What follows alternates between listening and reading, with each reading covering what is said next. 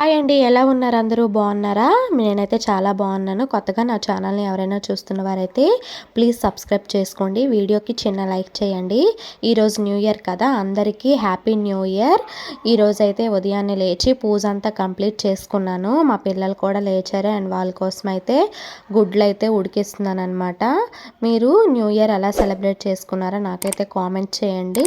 నేనైతే చాలా ప్లాన్ చేసుకున్నాను, కానీ అవేవి జరగలేదన్నమాట. షాపింగ్కి ఇవన్నీ వెళ్దాం అనుకున్నాము.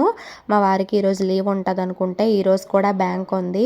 గుడ్లు అయితే ఉడికించి ఇచ్చాను. పైన తొక్కంతా తినేసి లోన చందమామ అయితే విడిచిపెట్టారనమాట మా పిల్లలు. మీ పిల్లలు కూడా అలా చేస్తారా?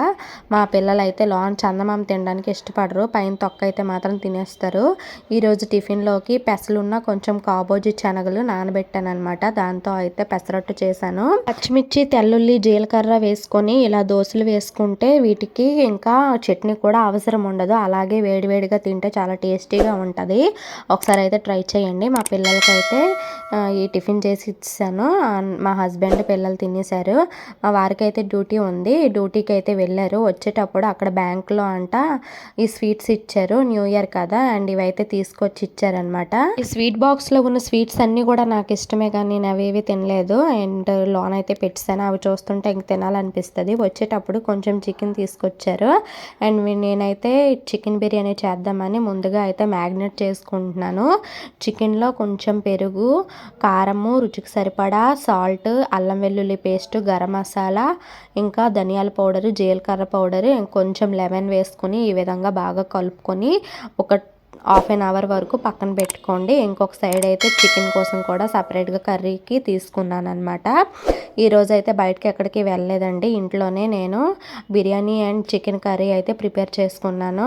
బయటకు వెళ్ళి తింటే అస్సలు నాకు తిన్నట్టు అనిపించదు. మా పిల్లలు కూడా అస్సలు తినరు. మళ్ళీ వాళ్ళ కోసం ఇంటికి వచ్చి వంట చేయాలి, ఎందుకంటే అక్కడ స్పైసీగా ఉంటాయి అండ్ ఆ స్పైసీకి అయితే మేము ఇంకా అలవాటు అవ్వలేదు. బిర్యానీ కోసం మసాలా కూడా ప్రిపేర్ చేసుకొని తాలింపు అయితే వేసుకున్నాను. ఈ ఫ్రై అయ్యాక అందులో మ్యాగ్నేట్ చేసుకున్న చికెన్ వేసుకొని ఉడికించుకోవాలి.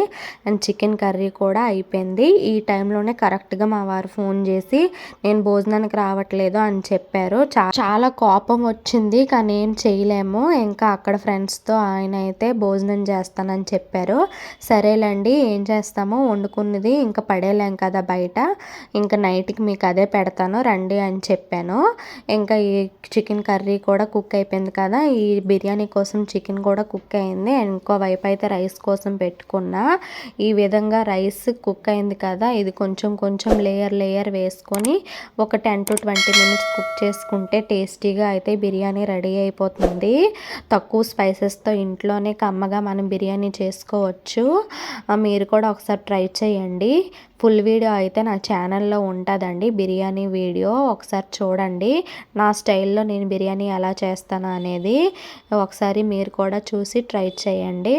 ఈ విధంగా లేయర్ టు లేయర్ వేసుకొని ఫైనల్గా అయితే చూడండి ఎంత చక్కగా వచ్చిందో, పలుకుగా బిర్యానీ కూడా రెడీ అయిపోయింది. పిల్లలు నేను తినేసాము అండ్ మిగిలింది అయితే మా వారి కోసం నైట్కి ఉంచాను అనమాట.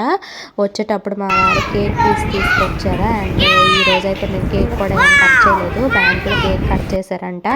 ఈవినింగ్ టైం అప్పుడు తీసుకొచ్చారు. చెరొక పీస్ మా పిల్లలకి అయితే ఇచ్చానమాట. వాళ్ళైతే బాగా ఎంజాయ్ చేశారు.